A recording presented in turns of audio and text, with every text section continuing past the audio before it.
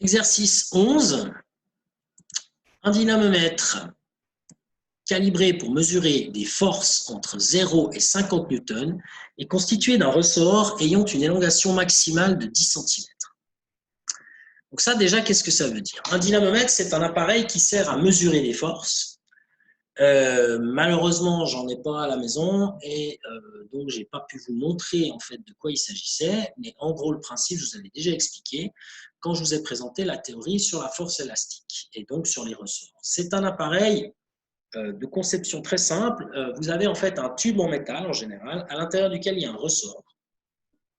Et ce ressort, il est fixé au tube à une des extrémités, et puis un petit crochet à l'autre extrémité. Ce qui fait que quand vous tirez sur ce petit crochet, vous allongez le ressort à l'intérieur du tube, et le bout du ressort, donc, on voit sa position qui change en fait. Et cette position, elle change en fonction justement de la force qui est appliquée sur le crochet du ressort. Alors, ceux qui conçoivent les dynamomètres, eh bien, ils savent que si le ressort s'allonge de tant de centimètres, ça correspond à une force de tant de newtons. Ils connaissent la correspondance qu'il y a entre le nombre de newtons et l'élongation en centimètres du ressort. Donc, au lieu de graduer, de proposer une graduation en centimètres ou millimètres qui mesurerait vraiment une distance, eh bien, ils proposent directement sur le tube d'écrire une graduation en newton, ce qui fait que c'est un appareil qui sert à mesurer des forces. Donc évidemment, quand vous exercez une force de 0 newton, c'est-à-dire quand vous ne tirez pas dessus, eh bien, il n'y a aucune raison que le dynamomètre s'allonge. Donc, ça va marquer 0 newton. C'est quand on ne tire pas dessus, quand il est au repos, c'est marqué 0 newton. Et puis donc ensuite, plus vous tirez sur le ressort, plus vous l'allongez, et donc plus la force va être grande. Et donc là, ce qui est écrit, c'est que lorsque on est au maximum de la force, c'est-à-dire 50 newtons, eh bien, il y a une élongation maximale de 10 cm. Alors la première question consiste à calculer ce qu'on appelle la constante d'élasticité du ressort et de donner la valeur en newtons par mètre. Alors qu'est-ce que c'est que cette constante d'élasticité? Si je reprends la définition, enfin pas la définition, la formule, la loi qui intervient dans la force élastique, cette loi, c'est ce qu'on appelle la loi de Hooke, en fait, hein, la loi de Hooke qu'on avait vue donc avant les vacances. Cette loi de Hooke, elle exprime quoi? Eh bien, elle exprime le fait que la déformation d'un ressort, elle est proportionnelle à la force du ressort. C'est-à-dire que plus vous tirez sur le ressort, plus donc il faut exercer une force qui est grande, hein, parce que ça devient de plus en plus difficile d'allonger le ressort. Et ce que vous dit cette loi, c'est que l'allongement du ressort est proportionnel à la force. Et l'inverse est vrai aussi. Hein.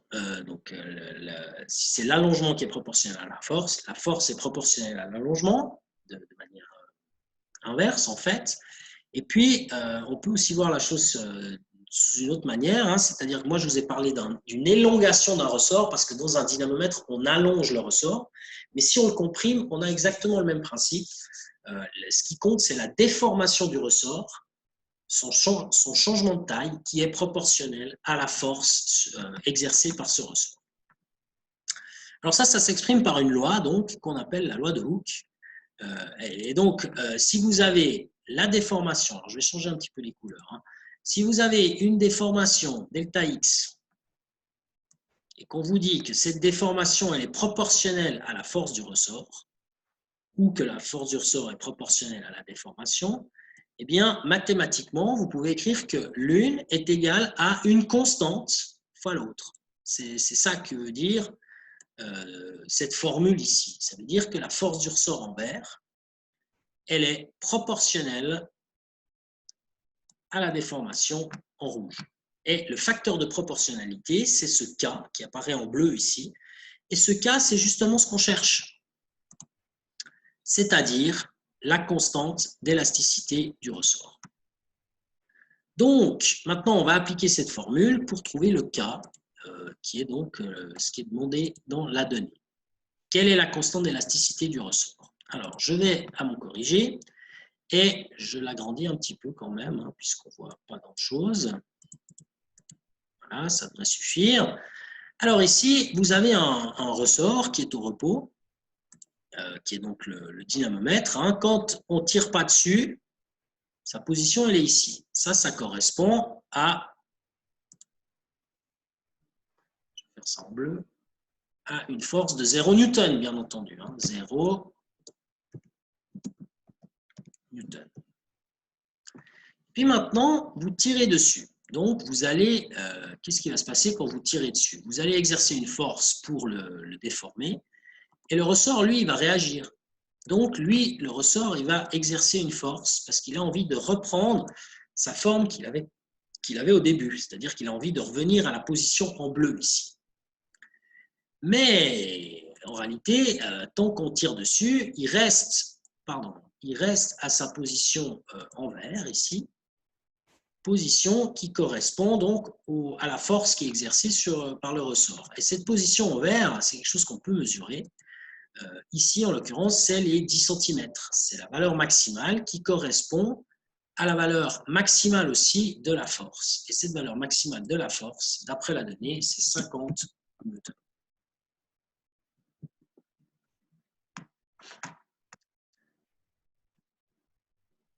Donc, quand on a le delta X de 10 cm, on a 50 newtons. Alors maintenant, on applique la loi de Hooke. Et cette loi de Hooke, on la voit ici. Alors, je vais encore juste, ouais, je peux effacer ça. Hein. Alors, la loi de Hooke, elle relie la force du ressort avec la déformation. C'est la formule que vous avez ici. Là. Et donc, nous, ce qui nous intéresse ici, c'est le K, c'est-à-dire ce que je dessine en bleu actuellement. Alors, pour trouver le K, il faut se débarrasser du delta X. Donc, il faut diviser ici par delta X. Et on trouve donc cette formule F ressort sur delta X. Alors maintenant, si on connaît la force du ressort et qu'on connaît la déformation delta X, on peut calculer la constante d'élasticité. Alors, on sait que si on met une force de 0 Newton, le delta X, c'est 0. C'est-à-dire, si on ne tire pas dessus, il ne va pas s'allonger tout seul. Alors, 0 sur 0, c'est impossible à calculer. Donc, ça ne nous donne pas c'est pas une grande aide, en fait, pour résoudre ce problème. Par contre, l'autre information, c'est quand on tire avec une force de 50 newtons, qui est la force maximale possible, eh bien, le ressort, il s'allonge de 10 cm. Donc, on a une correspondance entre 50 newtons et 10 cm. 10 cm, on transforme en mètres, ça fait 0,1 mètre. Donc maintenant, ce qu'on fait, c'est qu'on prend cette valeur, les 50 newtons, comme étant la force du ressort, ce qu'il y a ici en fait, et on divise ça par 10 cm, qui est le delta X, qui est ici, qui est ici, qui est ici, qui est le delta X correspondant.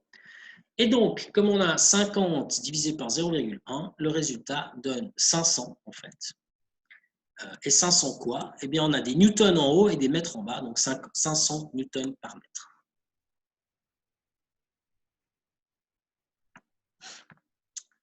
Est-ce qu'il y a une question déjà pour cette première partie?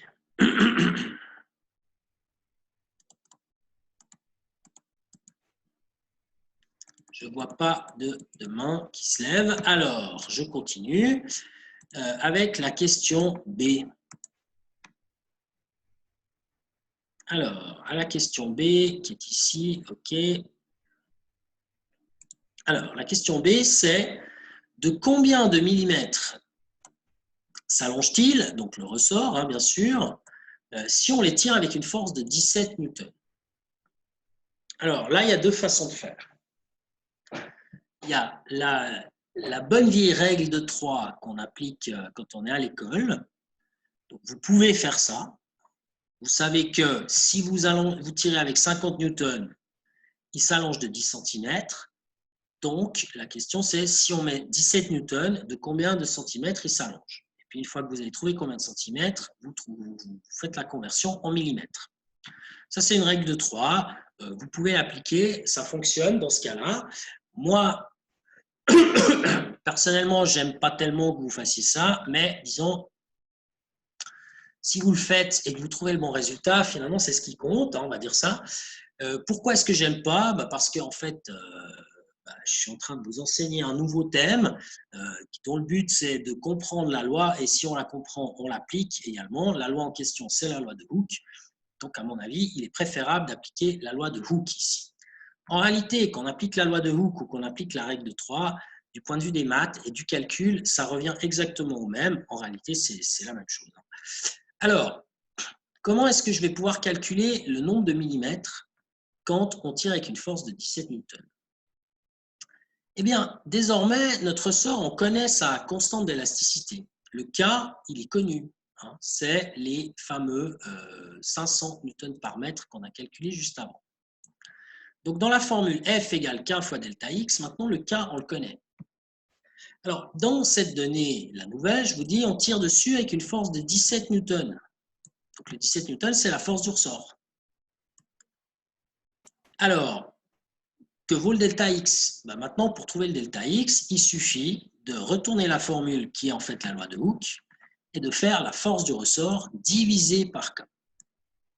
Et donc, dans ce cas-là, on va trouver le delta X qui nous intéresse. Alors, la force du ressort, c'est 17 newtons. Le K, c'est les 500 newtons par mètre qu'on a trouvé tout à l'heure.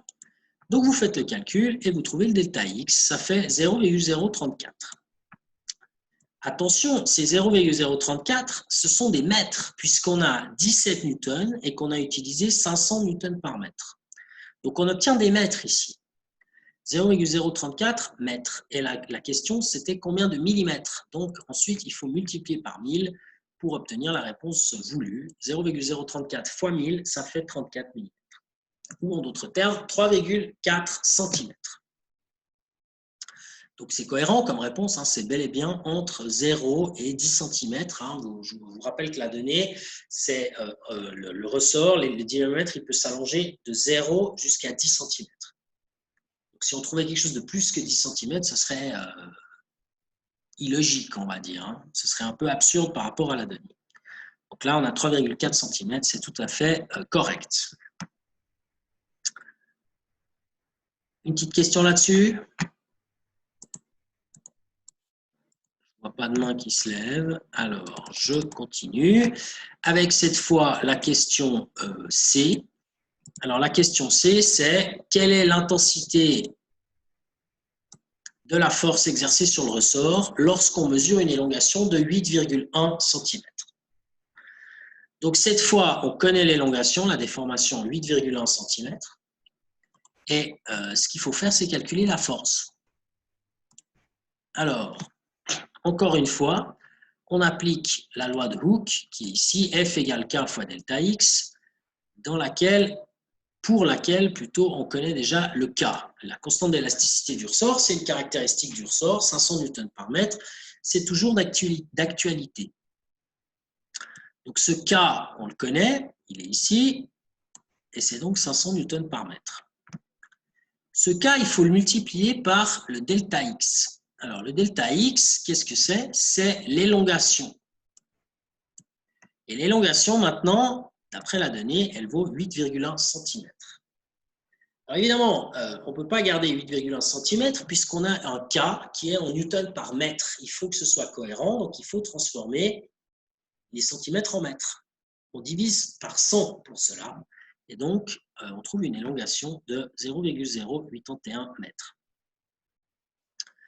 Alors, cette élongation de 0,081 mètres, on la multiplie par les 500 newtons par mètre, et donc on trouve 40,5. 40,5, ce sont des newtons, et donc c'est la force qu'on cherche. Donc, si on tire avec une force de 40,5 newtons, on est en dessous des 50 newtons maxima, qui sont le maximum en fait, avec lequel on peut tirer sur le ressort. Donc, vu qu'on est en dessous, on est bon. Et l'équivalent en termes de distance, d'élongation, ce sera 8,1 cm.